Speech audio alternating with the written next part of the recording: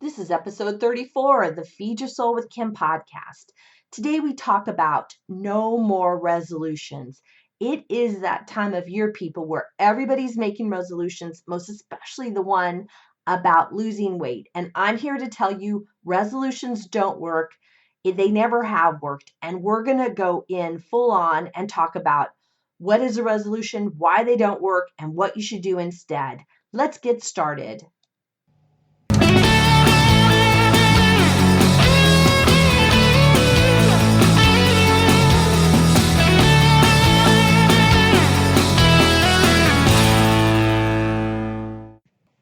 Hi, this is the Feed Your Soul with Kim podcast, and I am Kim McLaughlin, your host.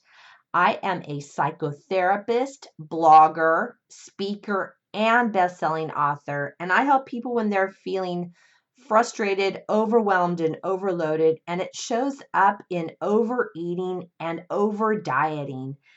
Today we're talking about resolutions. We're at the start of the new year, and I think it's important to talk about resolutions because I was just reading on the internet that the lots of newscasters have been asking various political figures and celebrities and people on the street what their New Year's resolution is. And I keep hearing the same answers over and over again. And I got to tell you, I stopped doing New Year's resolutions years ago. And I really want to talk about why and what we can do instead. Because what ends up happening is whenever you're asked about your New Year's resolution, been thinking about this. It's really the top three areas that people focus on are losing weight, exercising more, or saving money, paying off debt. Those are the three areas. And I hear people talk about these all throughout the year, and it never gets done. Like we never reach the goal. And I want to tell you that resolutions, most especially weight loss resolutions and exercising more resolutions, don't work. There's a lots of reasons why they don't work, and we'll have to talk a whole podcast about why diets don't work at the start of the new year. But today we're going to just talk about why I don't do resolutions and what you can do instead. So I I did something kind of fun today. I looked up resolutions on the internet. I Googled resolutions. And what was interesting to me is I got a lot of ideas about what people were saying their resolutions are. Also, I saw that 1.8 billion people were looking on the internet for resolutions. 1.8 billion people. That's a lot of people that are considering what they should have as their New Year's resolution. And here are the ones that I saw a lot commented on are the top resolutions, 10 of them. Exercise more, lose weight, get organized, learn a new skill or a hobby, live life to the fullest, spend more time make more money or spend less money, quit smoking, quit drinking, spend more time with your family and friends, travel more, or read more. And these are interesting because what you'll find is in the next couple of weeks, people will stop working on these goals. They will stop working on these resolutions. And I think that it's important to figure out, okay, why am I making a resolution? What's it about? And why is it I never get to finish it or I don't complete it? What I find is people focus on the same resolutions year after year. What I hear a lot of, and you guys know I've been talking about this, is over the holidays, that holiday trifecta of October, November, December, that there's a lot of talk about what somebody wants to eat, how they've given up on their diet or given up on exercise and are just going to go all in and overeat, and that they will start their new year with their resolution of dieting. And so now we're at that point in time where people are making that resolution of dieting. I know this is the time of year every year at my gym, every year, no matter which gym I'm going to, January 1 starts more people coming to the gym. And they'll come, we'll see the classes will be huge. There'll be so many people, it's hard to get in. And come February and definitely March, people will wean their way off and stop exercising. And I've always thought that was interesting because they're not achieving the goal. If the goal is to be more fit or be more active or run faster, whatever it might be, if you're not doing something to make that happen, it won't work. So when we're making resolutions, I think we're going about it in the wrong way because it's not really something that's attainable in terms of calling it or being in the mindset of resolutions. Part of what happens with resolutions is they're not personal. They're not personal to you. I want to lose weight. Well, what is that? And there's a lot of reasons why that doesn't work. But let's just say one of the other ones. I want to exercise more. Well, it's not personal to you and it's not achievable. What does that mean? It has absolutely no meaning or no motivation for you about what is it about and why in the heck would you want to do it. I've spoken a lot about why dieting is a horrible New Year's resolution, and actually my next podcast is going to be on why dieting is a horrible New Year's resolution. We're going to go into this in great depth because I think it's important to look at this idea. The other thing I found when I was looking up it was, what was it? 1.8 billion people look on the internet for resolutions. 68 million, so that's about half of the people, more than half, are looking at why resolutions don't work. So there's a whole subset of people that are looking at why they don't work. Because they don't. You set this resolution year after year and you never attain it. Why is that? I think we got to figure this out and let's stop the madness and let's stop doing the same thing over and over again, which is exactly what I talk about when we talk about why dieting isn't working, because we're trying the same thing over and over again, expecting a different result. Isn't that definition of insanity? Doing the same thing over and over again, expecting a different result.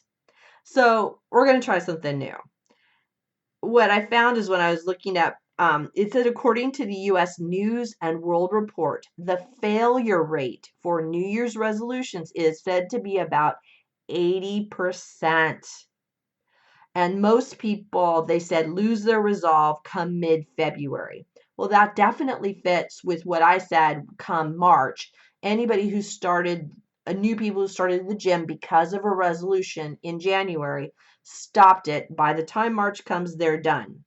What I found also interesting is there's a list of the top failed New Year's resolutions. Remember, I talked about the top resolutions, where these are the New Year's resolutions that people report failed, that they didn't achieve. So here are the top 10 commonly broken resolutions. 1, lose weight and get fit. Isn't that interesting? Another one is quit smoking, learn something new, eat healthier and diet. Another commonly broken resolution is to get out of debt and to save money, to spend more time with family, travel to new places. Another commonly broken resolution is to be less stressed, to volunteer, and the last one I found was to drink less. So all those areas that we talked about were the common resolutions are also the common broken resolutions. So once again, we're trying to do the same thing over and over, not getting any kind of new result, but we keep trying it. So let's look at it differently. I also looked at what was the definition of a resolution, and I thought this was interesting because the dictionary said the definition is a firm decision to do or not do something, or the quality of being determined or resolute. And that made me think of the idea of, with resolutions, they're really not achievable. This idea of lose weight is not achievable. Some people even say, oh, I want to weigh a certain amount of weight. Or they'll say, I want to eat less. But none of those are firm decisions and aren't anything that's really measurable or something that you can do. So since there were 1.8 billion searchers for resolution, I really thought about why they don't work. Remember, there were a lot of the same resolutions that people had were the same ones that got broken. And so why does that happen? Well, resolutions are based on what you think you should do, not really what you want to do. It's interesting as I thought about this that it's really a kind of herd mentality of we all do the same thing. It is extraordinarily common, and I actually didn't look up the statistics on it, but to have a New Year's resolution of lose weight is huge. Like it's the top three, if not the top one. It's really what we think we're supposed to do. Think about that. It's what you think you're supposed to do at the first of the year. Well, I'm supposed to lose weight. And I think that's actually what we always think all the time is that we're supposed to lose weight and we're supposed to be working on it. But we really have this kind of global mindset that we have to do it, most especially at the start of the year. Another thing a reason why resolutions don't work. Resolutions make you want what you don't have, and you focus on the negative or the lack of what you have. You want to lose weight because you have lack, because you don't have the weight that you want. And when we focus on the negative, that's what we get. When we focus on the positive, that's what we get. When we focus on losing weight, that our weight isn't right, that's actually focusing on the negative, and it just will never work. Hi, everyone. This is Kim, and my book is out. Feed Your Soul, Nourish Your Life, a 6-step system to peace with food is live. I recommend you get it. It has all my 6 components of feeding your soul, as well as my own story. Pick it up now. You can find it on my website at feedyoursoulunlimited.com. Thanks. Another thing that happens with resolutions is they're poorly worded and they're unattainable goals. This is part of what I was talking about before. The statement of, I want to lose weight, it's just an unattainable goal and it doesn't work. So why not look at doing it differently and not engage in having a goal, a resolution that doesn't work, that's unattainable? The last thing I want you to really consider why resolutions don't work is that the resolutions look for the easy answer. The easy answer is, I want to lose weight. I want to get fit. What were some of the other ones? I want to quit smoking. So that is like the end result. But what are all the things that happen before it? The losing weight's not the answer. It's what's leading me to overeat? What makes me, and also really when we look even further back, what makes me uncomfortable with my body? And what have I bought into? What are my thoughts about my body? And how much am I hating myself or hating how I look? I think that also happens when you smoke, is that I'm not a smoker, but that you want to not smoke because you hate how you feel, you hate how you look, you hate what's going on.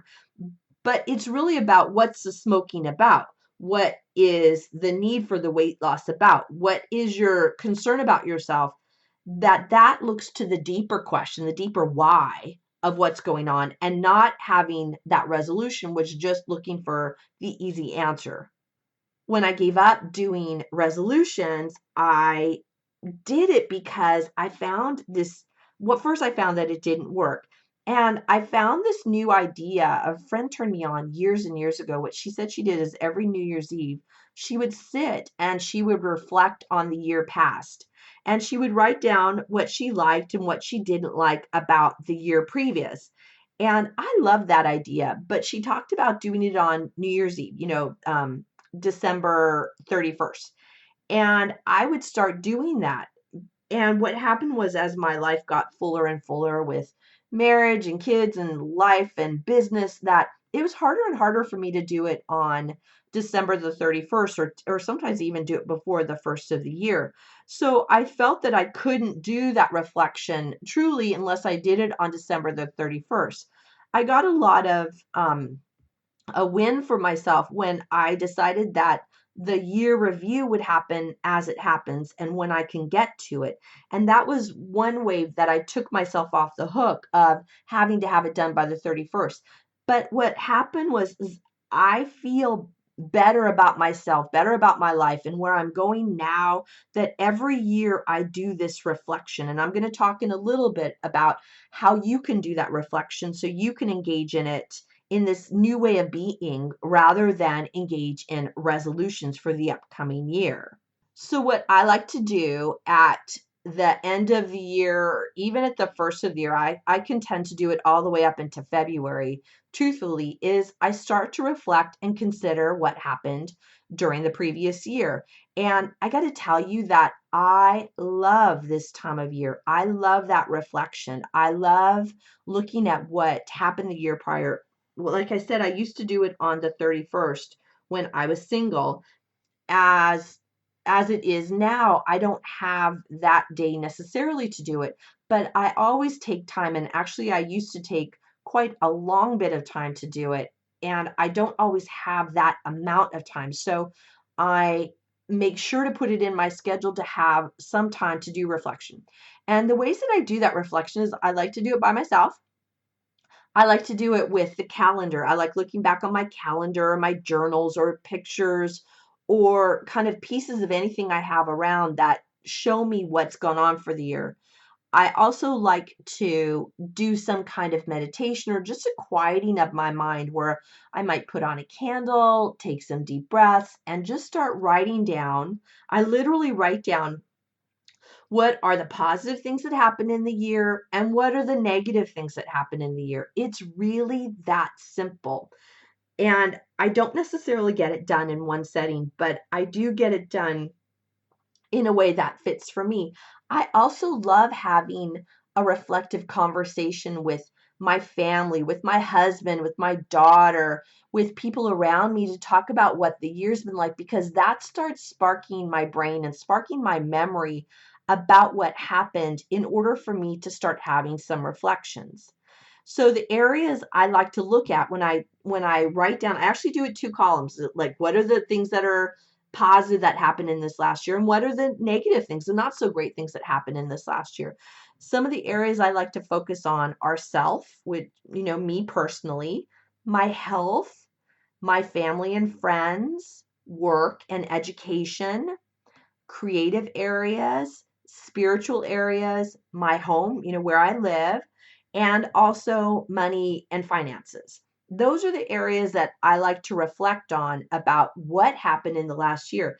And I also then can compare them to the year prior. What were some ideas of what I wanted to have occur in this last year? That would have been 2019. What did I want to have happen, and did that really happen? And start looking at some themes and what came through during the year. So as I look at the positive and the negatives, I can then look at what are the general themes, what was going on during that year, and where was I on track and where was I off track? What worked and what didn't. And this becomes really helpful for me because it then guides me to what I want coming in this new year. But first, what I want to do is look at if there's anything within that year that's really been weighing heavy on my mind. Sometimes I will have um, uh, an idea of what I want for the next year, and it will come up over and over and over again. And I get to the point where I have to wonder, is this something that I still want to imagine for myself, or is this something I want to release? Within that, it's not just goals or ideas that I might want to release. It's actually, are there people that I want to release? Are there people that are coming up on my negative list, on my list of things that's not working, or issues that aren't things that aren't working, and do I want to let it go? And it gives me a great opportunity, especially if something's coming up year after year, that it's the same thing. And what do I want to do about it? It's just interesting. One of mine that was been negative for me for quite a few years was my health. I wasn't feeling the amount of energy that I wanted to feel, and there was something holding me back. And this year, in 2019, I had a lot more reflection on I'm tired of being tired. I'm tired of having this struggle. And I had some really great opportunities to change up some areas in my life so that that energy did come back. And it's been really good because I was tired of every year having um, low energy be a negative on that negative side in terms of how I felt in myself and my health. And I just finally said, I'm done with this. What am I going to do differently to have that stop because I'm tired of it? And this year end reflection can help you start looking at which are the areas that keep showing up over and over again. And do I want to release it? Or do I want to release this person? Because sometimes it's just something we don't want to move forward. Another thing I like to do is each year I like to contemplate what is a word descriptor for the year. And I see a lot of people doing this on Facebook, especially this year, is like, what's your word for the year? What's your word for the year? It's kind of casually been thrown about. And I want you to consider this as being something serious and something that's important to you, because it can be something that can be just more of a guiding highlight for the year. And then as you end one year, you can reflect back and look at, well, was this something that was guiding me? And is this something that was moving me forward? What I had for my word last year that came to me, and it really does come to me as I ask myself, what is my guiding factor? What's my guiding force? What's my guiding idea? What's a guiding word for the year? And last year it came out to be inspired. And at first I thought, well, that doesn't fit. I don't think I was inspiring or anything inspired me, until I really looked at what I did during the year and the amount of outreach I had to meet with other people and to talk with people, and how much inspiration I felt towards me and also that I gave out. So I think that fits really well for me last year. There are some areas that I didn't accomplish like I wanted to. And what happens for me is those can be the times where I look at, is that an idea that I want to release, this new thing I want to do? Is it something I need to release? Or do I kind of need to double down? Like I said last year with low energy, do I need to double down on this and go, okay, Kim, what are we going to do about this? And how are you going to get moving in this direction? Because then I get really motivated to either let it go or really re-engage with what I want to do. Some of the things I had focused on actually for this last year was to get a financial planner. That was really important to me. I wanted to get a certified financial planner, and I did. And it was on my list last year for the area of money finance. And we're going to talk in a minute about how you can do your ideas for the new year. And one of mine was, I really wanted to have somebody look at our finances and let us know whether we're on the right direction and really give us some focus from a professional standpoint. And I made that happen. The reason we got a financial planner, was a certified financial planner, is because it was on my list last year, the money to dos, the money areas I wanted to have, or we wanted to have more focus on in our lives. The other thing about money was, it was about paying off a bill that we have. And so I um, made a conscious choice and put an what do they call it? Not autoresponder, but where you automatically debit to pay down a bill. And so I put the money in. I feel so successful with that because it just happens automatically. And that was because I put in the money section of the goal to pay down this certain debt. And so it's going to be paid down in a little bit.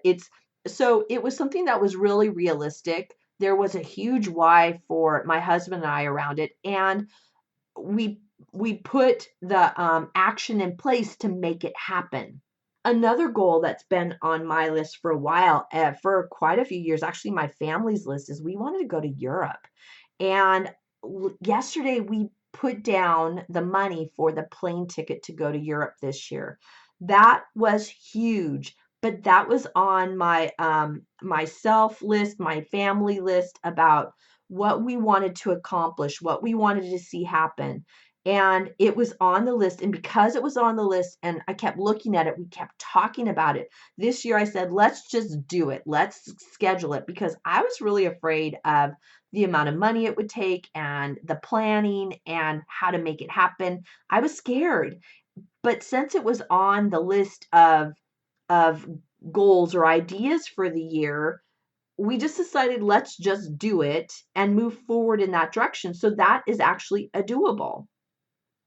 The other things that have been on my list that happened in this last year was I wrote a book, Feed Your Soul, Nourish Your Life, a 6-step system to peace with food. I wrote that last year and published it. I also started this podcast in 2019. So there are things that were on that list that have gotten accomplished that I feel incredibly successful over. And since I had this reflection over these past few days, I noticed that there were these big things that happened that otherwise, if I hadn't have done this reflection, I wouldn't have noticed the huge wins that I've had over this last year. After we do the reflection of the year prior, then we can move into what do we want to have for this next year. And there are some areas that I'm moving forward that I still want to have. There are a lot of business ideas that I have that will move forward into this next year that are really important to me. There are also some areas that are new that I want. So I go through all of the areas I just talked about to reflect on the year prior. I do it for this year coming up. So let me tell you what those are. So I write about self, health, family, friends, work or education, creative, spiritual, home, money, and finances. So what it is it's more of a it's a goal rather than a resolution. It's a to do rather than I resolve to be this certain way. I'm actually having things to do. One of the things I already told you is that for money and finance, there's a certain debt that's actually really low at this point in time that will be paid off by May. It will be paid off because I have it on automatic withdrawal. The money goes to pay it down, and that is going to happen. So I feel super successful because that's part of the plan for this next year is to pay that down. Another goal was, well, the Europe trip is still on the list and we're still in the planning stages. We're now dreaming about all the places we want to go on that trip, and we'll start writing out where we want to go and then making a plan to make that happen. So see, the goal, it's a specific one to me, to us, to my family, with action steps of what we're going to do to achieve it. And it's doable. The other thing I have put on my list to start with is to go to the gym. I love going to the gym, and this last year I kind of didn't go as much as I used to. I was kind of in that in between stage of it. I like going to the gym. I like my gym that I go to. I really like the people. So I have it in my schedule. I change my schedule around, and so the gym is in my schedule for 3 days a week. It's very doable, very easy. The win for me is that I always want to focus on feeling physically strong. That's important to me. It's not about losing weight, it's about feeling physically strong. And I know that since we are in a physical body, we have to be physically active. That's just how it is. And that's what I want more of in my life. So take all of these areas I just talked about, write in them what you see for yourself over this next year. Make it personal, make it specific, and then as the year goes on, review what happened. Are you on track? Do you want to keep working towards it? Do you maybe want to put it out to the following year? Do you want to take it off the list? It's yours and it's flexible. It isn't stuck in stone. It's very fluid based on what you need. I really encourage you to go through this process of looking over your ear and making your map out of this next year. I love these podcasts. I love coming on here. And I really hope that you go to wherever you listen to this podcast. Give us some love, give us a thumbs up, give us a review, because that helps us become more findable with other people. It's important for us to talk about how to live our lives differently and not keep in that insanity of doing the same thing over and over again. So please love this podcast, review it, and share it with your friends. This is Kim McLaughlin with Feed Your Soul podcast. Have a great rest of the week. I look forward to talking to you later. Bye. Thank you for joining us on the Feed Your Soul with Kim podcast. We come to you every Monday with fresh new ideas to help you end emotional eating and put food in its proper place as nourishment. Please be sure to subscribe to this podcast and review it and let us know what you think. Thank you for joining us.